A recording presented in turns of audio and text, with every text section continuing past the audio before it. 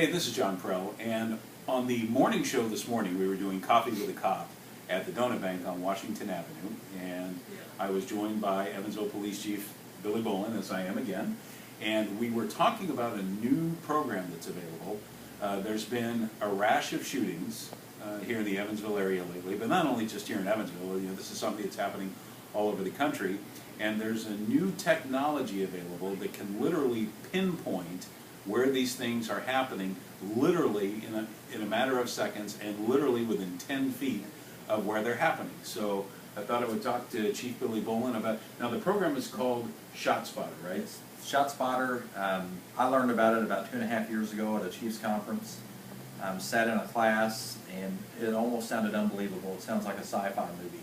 And the more I've looked into it over the past few years, it's been very successful in most every community it's been in, and I think it could help with what we have going on here in Evansville right now.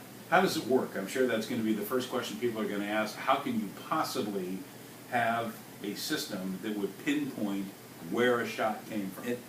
The basic way I could break it down is most of us have a smartphone now. I know John doesn't. I listen to the radio show in the morning. But most people out there have a smartphone now, and your phone has GPS on it. And you can look on your map and show exactly where your phone is.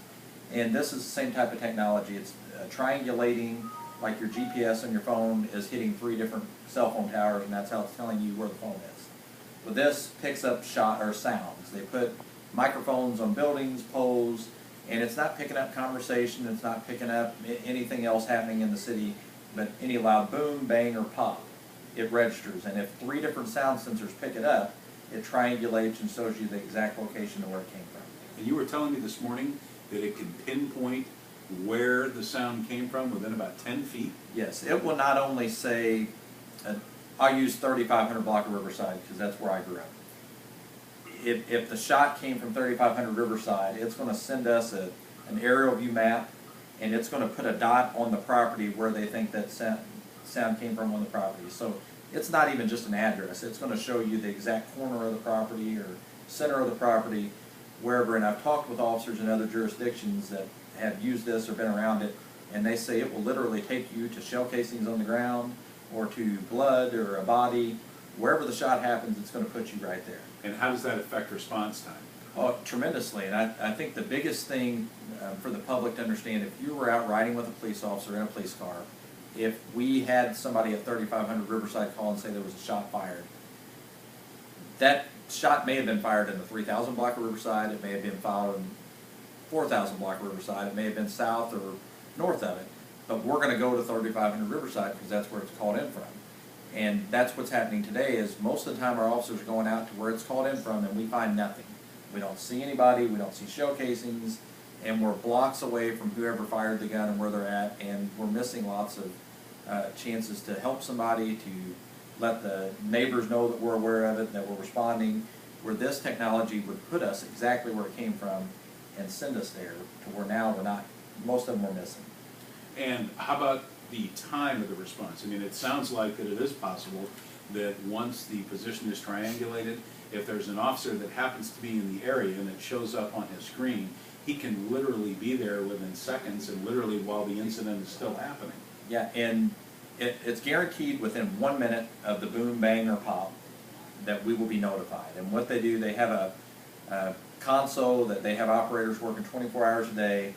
When the system registers something, it immediately comes to their desk, and they look at sound waves, and they can filter out fireworks or jackhammers or a trash dumpster dropping, and they just send us to the gunshots. And they've got 90-something% approval or success rate on it actually being a gunshot in that initial minute. Later, they can do more research and break it down for our detectives, for the prosecutors, and actually tell us what caliber gun was fired, how many from each different point if there's multiple shooters. But that initial reaction we get is guaranteed within a minute. The national average is actually 29 seconds that they would notify us. So we're putting officers on the scene really quick. Now, the other thing it helps is if I'm driving to 3500 Riverside for shots fired that somebody called in, I may have drove past the shooters 3 blocks away and not had any idea. Where now with this technology, we're going to know exactly where it happened. So if we see people running from that block or that area or even walking away fast, it's going to give us an idea that they may be involved. Some of the other things it does that we didn't talk about this morning, if we have a drive-by shooting, say somebody goes by and they fire 10 shots out of a car, ShotSpotter would give us the information when they put it out immediately within that minute that we had 10 shots fired going 30 miles an hour in an eastbound direction. So that lets us know now that it's not somebody on a foot, stationary. We've got somebody in some type of vehicle shooting, so now we're not looking for people on foot. We're looking for a car, a moped, something that's moving. And I know this program started in Los Angeles, as you would expect to start in a city like Los Angeles.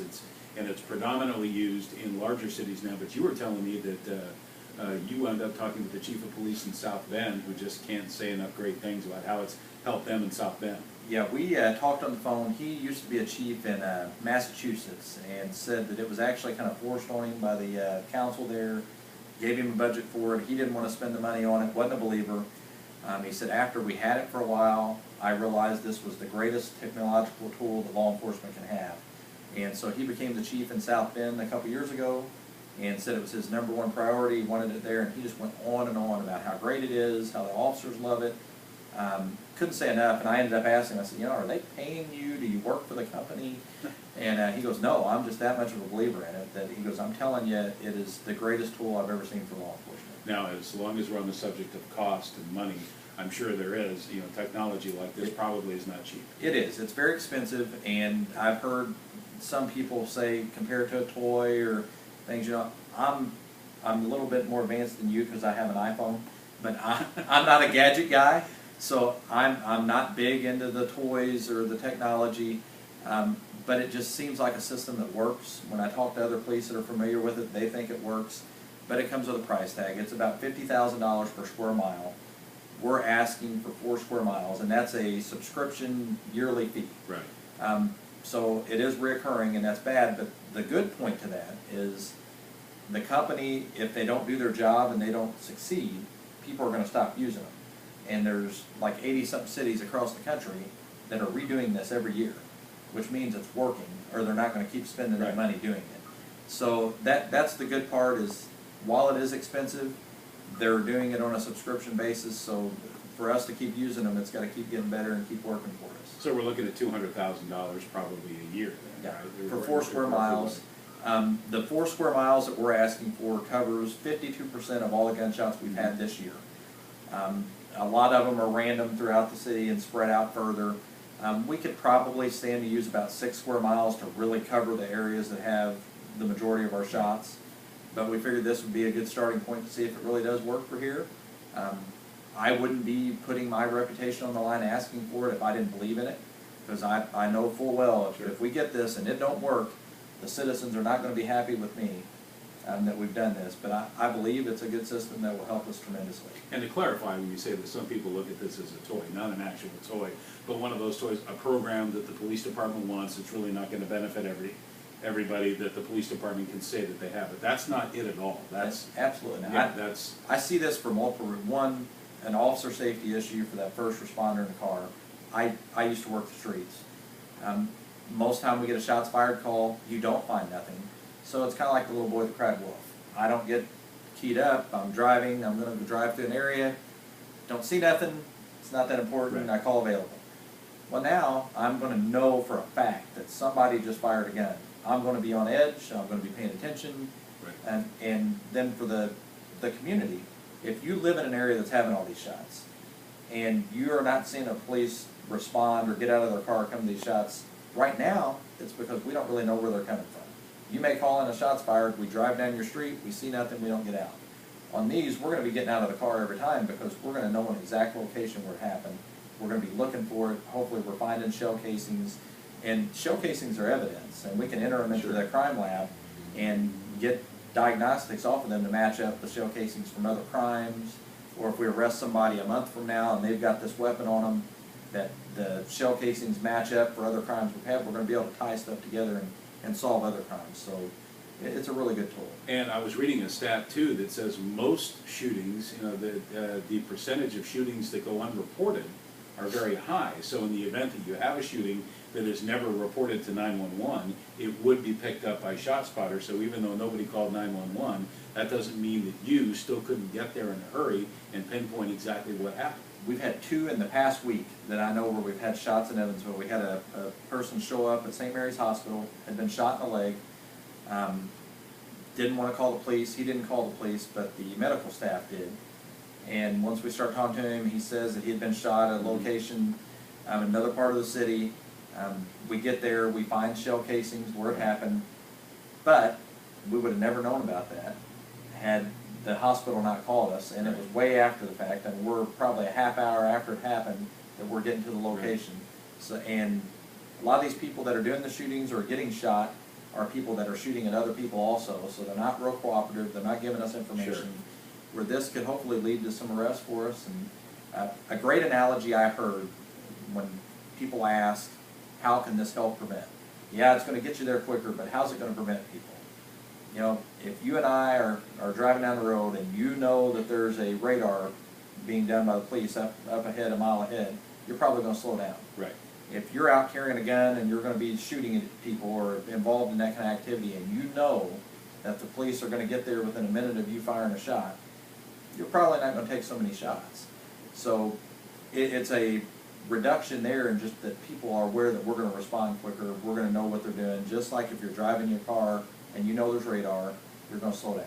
And that they will know that even if it's not reported, I mean, they're going to know that even if they decide to take a shot, even though somebody may not call it in, it's going to show up there, and there's a very good chance that there's going to be an officer showing up very quickly. You know, another thing that this system has been very successful with in other cities is, I used to live off South Weinbach, and every year on New Year's Eve, 4th of July, and especially New Year's Eve at midnight, people go out their doors, they're firing off their guns, shooting them, and Right. It's called celebratory gunfire. You hear it all over.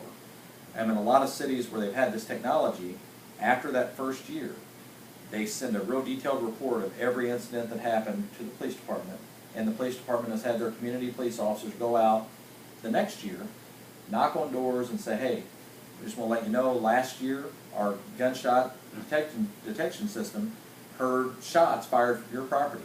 This year we're going to be watching, we're going to be paying attention, we just wanted to let you know ahead of time. And they've seen drops in over 80% on those holidays of people firing their guns off. And when somebody does that, doesn't mean they're a criminal, they're not trying Sure. to hurt somebody, Sure. they're just being silly, they're being stupid. But every year we have deaths from people firing off a gun like that. The bullet goes up, it comes down. Most of the time it doesn't hit somebody, but sometimes it does. So if we can prevent that, is $200,000 worth saving somebody's life? That's the question. Well, speaking solely for myself and not for anybody else, because I know anytime you're talking costs like that, it's going to involve approval, the city council, and a lot of things you're going to have to go into making that decision. But again, speaking for myself, I don't know why we wouldn't want something like that, and why it wouldn't be a worthwhile investment for the taxpayers of Evansville, and maybe even expanding it into Vanderbilt County. Sounds like a great program. Billy, thank you very much for taking the time. Appreciate you doing it. Thank you.